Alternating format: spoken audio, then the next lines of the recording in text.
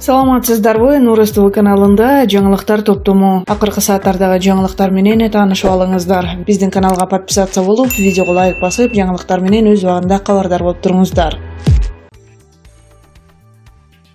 Чүй облустук милициясынын башчысы Самат Курманкуловду дарылоону улантуу үчүн Москвага алып кетишти. Бул маалыматты Бишкектеги травматология жана ортопедия илим изилдөө борборунун директору Сабырбек Жумабеков тастыктады. Анын Азаттыкка берген маалыматы боюнча Курманкулов дагы эле комада жатат. 11 августта Бишкекке Москвадагы Бурденко борборунан нейрохирург жана реаниматолог чакыртылып, алардын катышуусу менен консилиум өткөрүлгөн. Анын жыйынтыгында Курманкуловго кайрадан нейрохирургиялык операция жасоонун кереги жок деген чечим кабыл алынган. Ошондой эле бейтаптын дарылануусун мындан ары Москвадагы Бурденко атындагы нейрохирургия борборунда улантуу жөнүндө чечим чыккан. Жумабеков Москвада эми полковникти комадан чыгарууга аракет көрүлөрүн айтты. Андан тышкары Курманкуловго алгач туура эмес операция жасалган деген маалыматтарды четке какты. Самат Курманкулов 7 августта Кой Ташта мурдагы президент Алмазбек Атамбаевди кармоо операциясы учурунда жаракат алган. Мурдагы президентти кармоо боюнча улуттук коопсуздук боюнча мамлекеттик комитеттин Альфа акчам тобу жүргүзгөн операция оңунан чыкпаган соң Кой Таш районуна милиция күчтөрү тартылган. Ошол жерге чогулган эл менен милиция ортосундагы кыска кагылыш учурунда Курманкуловдун башына таш тийген. Буга чейин Самат Курманкуловдун башына 2 жолу операция жасалды.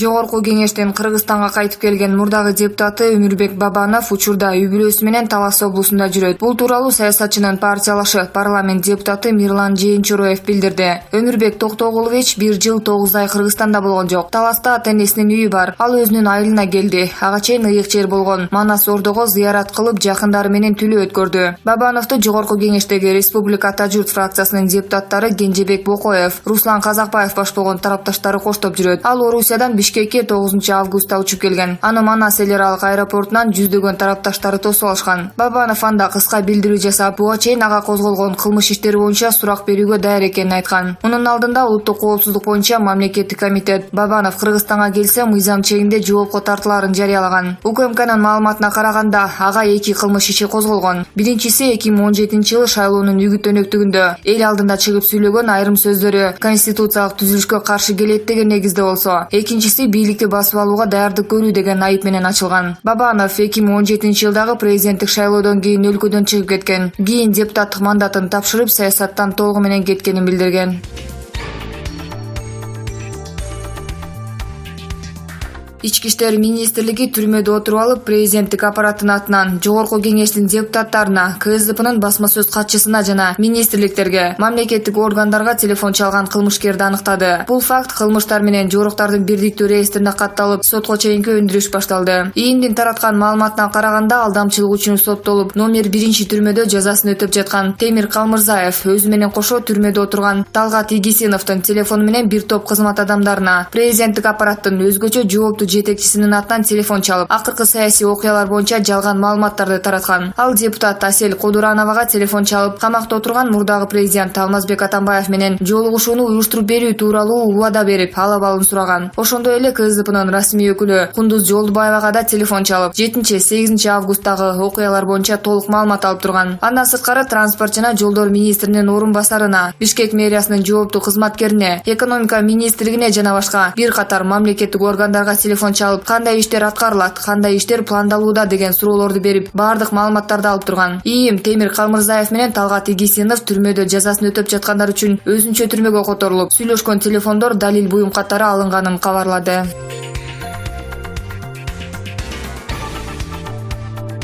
Бүгүн 12 августта көп жылдан бери Кыргыздын айрым саясатчыларын мурдунан жетелеп алып, серый кардинал атыгып, эбегейсиз көп айлык топтоп, бирок анысын жашырып, мен миллионермин деп айтпастан, мен кедеймин деп образ жаратып келген Кыргыз Республикасынын президенттик аппараттын экс-жетекчиси Фарид Ниязов Бишкек ички иштер башкармалыгынын убактылуу кармоочу жайынан Бишкек СИЗО-1 абагына которулуптур. 7-8 август күндөрү Кой Ташта Атамбаевдин үйүндө укук коргоо органдарынын мыйзамдуу талаптарына баш ийбей каршылык көрсөтүп, башаламандык уюштургандардын артында турган Көмүскө жүрүшкө дирижерлук үчүн Фарид Ниязовду Бишкектин 1 райондук соту 9 августта 2 айга, тергөө учурунда 8 октябрга чейин Бишкек СИЗО 1 абагына камоо чечимин чыгарган. Эксперттердин айтымында Бишкектин СИЗО 1 абагынын ички турмушун толугу менен каралар көзөмөлдөйт. Ал эми ал жерге кирген ар бир мамлекеттик чиновник автоматтык түрдө маслакрат болуп эсептелет. Ал эми ар бир маслакрат сөзсүз түрдө өзүнүн бардык байлыгынын 10% общакка өткөрүп бериш керек. Общактын бухгалтериясы эбак эле Фарид Ниязовдун канча акчасы, канча үйү, канча гектар жери бар экенине чейин эсептеп тактап коюп күтүшүүдө дешет. Каралардын мындай мыйзамдары айрыкча Атамбаев заманында катуу өрчүгөн эле. Атамбаев менен Фарид Ниязов мындай жолдор менен саясий оппоненттерин коркутуп жазалап, биротоло саясий аренадан аларды жок кылып, өздөрү гана Кыргызстанды көзөмөлдөп калабыз деп кыялданышкан. Атамбаевдик режим учурунда 30дан ашык саясий туткундар түрмөгө камалды. Алардын алды каралардан коркуп, закрывашкаларда жалгыздап жатышат. Коркпой каяша кылам дегендери кызыл жайын болуп союлду. Эми ошонун баары Фарид Ниязовдун да өз башына түштү. Ошондуктан кыргыз бирөөгө оор казба, өзүң түшөсүң деп эскертип келет. Таба эмес тобо, байлык колдун кири, башы аман болсун. Булак көгүстүдөй кейжи.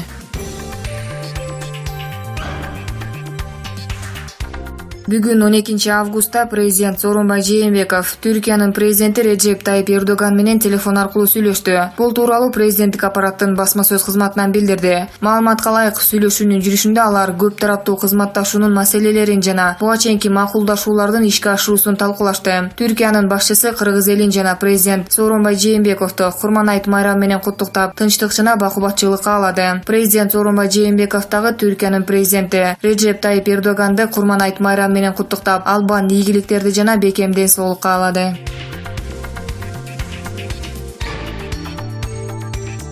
КСДПнын саясий кеңешинин мүчөсү журналист Мирбек Айтикеев камакка алынды. Бул тууралуу маалыматты бүгүн 12 августта Апрель телеканалынын расмий сайты жарыялады. Маалыматка караганда, соттун чечимине ылайык Айтикеев 10 октябрга чейин камакта болот. Бирок тиешелүү мекемелерден бул маалыматты тактай элек. Ички иштер министрлиги экс-президент Алмазбек Атамбаевдин тарапташтары массалык башаламандык уюштуруу, ээн баштык адам өлтүрүү, адам өмүрүнө кол салуу жана барымтага алуу беренелери боюнча ачылган кылмыш ишине карата суракка чакыртылып жатканын маалымдаган. 10 августта КСДПнын саясий кеңешинин мүчөсү Фарид Ниязов 8 октябрга чейин камакка алынды. Ал барымтага алуу жана массалык башаламандыкты уюштуруу беренеси боюнча айыпталууда. Мындан тышкары алга Кылычев жана Кыяз Исмалиев 2 айга камакка алынды. 11 августта Ачык Саясат Плюс гезитинин башкы редактору Назгүл Мамытованы жана анын жолдошу Фархат Борукеевди УКМКнын кызматкерлери үйүнөн алып кетишкен.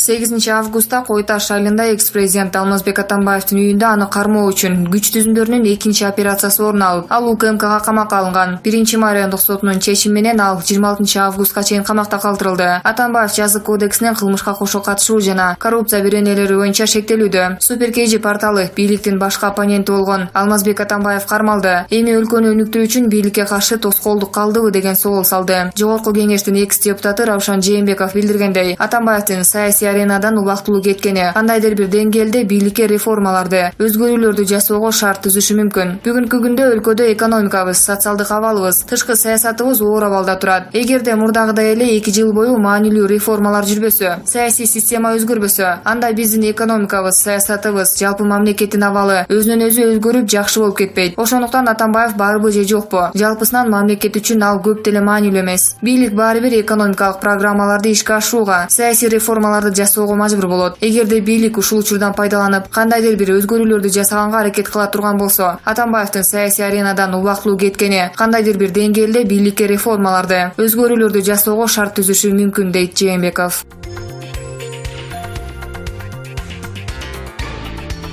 Супер KG порталына Чүй облусунун Аламүдүн районундагы Молдавановка айылында жайгашкан номер 27 түзөтүү колониясында кыйноолор болуп жатканын айтып, сот жообуна тартылган жарандардын жакындары кайрылышты. Алардын айтымында 9 август күнү номер 27 түзөтүү колониясында жазаларын өтөп жаткан Улан Керимбаев жана Нурлан Нурсултан уулу аттуу жарандарды эч кандай негизсиз колониянын айып изоляторуна которуп салышкан. Азыр айып изоляторундагылар денелерин кескилеп, ооздорун тигишип, ачкачылык жарыялап жатат, дейт. Бизге кайрылгандардын бири Миргүл Исмаил кызы. Жолдошу Мулан Керимбаев бейбаштык беренеси боюнча камакка алынып 5 жылга эркинен ажыратылган. Быйыл 2-августта жазасын өтөп чыкмак. Акыркы 8 айын туура эмес эсептешкени үчүн соттон кулап калды. Менин угушум боюнча 9-август күнү булар 4 бала болуп карта ойноп жатышкан. Колониянын кызматкерлери келип картаны алып койгондо бирөөсү аны чаап салат. Анан менин жолдошум менен Нурсултан деген бала аларды ажыратайын десе баарын айып изоляторуна отургузуп салыптыр. Азыр алар ооздору тигилген, денелери кесилген, ачкачылык жарыялап жатышыптыр. Эмнеге кызматкерге кол көтөргөн баланы изоляторго отургузбай жатат дейт ал. Аталган окуяга тиешеси бар делингендердин биринин атасы Нурлан Шерипаев уулуна карата ар кандай кыйноолор болуп жаткандыгын, абалы оор экендигин угуп келгенин айтат. Уулум Нурсултан Нурлан уулу уурулук беренеси боюнча жазасын өтөп чыгайын деп калган болчу. Ага карата ар кандай кыйноолор болуп жатканын уктум. Бул жакта кызматкерлер да караларга салып беребиз. Колуңардан эмне келет деп кордошот экен, деди Шерипаев. Абактагылардын жакындарынан номер 27-түзөтүү колониясынын башчысы Элдияр Асанбаев кыйноолор боюнча эч кандай билдирүү болбогонун айтып, окуянын чоо жайын түшүндүрүп берди.